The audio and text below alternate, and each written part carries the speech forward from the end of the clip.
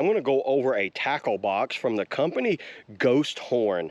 Check this out. This is the 3600 size tackle box that they have. This is like my lure and kind of like, and you can see how I got this one set up, my stick baits in this one. So what I'm going to do is I'm just going to show you how it came to me right here. So this is it's got a little hang tag, and on this little hang tag, what I did, I just popped them off like that. Very easy to take that off, gives it a cleaner look.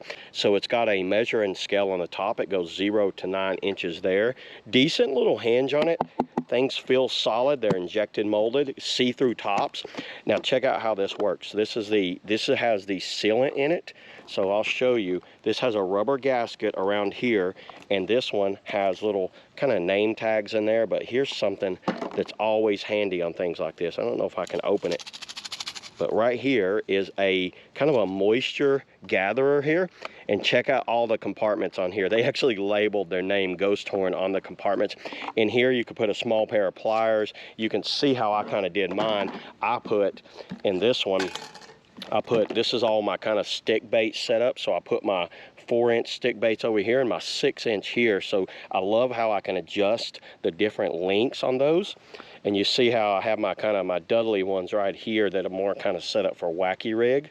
And then I always use Gamakatsu hooks. These are the 5/0 EWG hooks with some wacky rings right there and a wacky rig tool right here. But check out how nice this is. What I like about this, it's solid right here. So it's a solid box.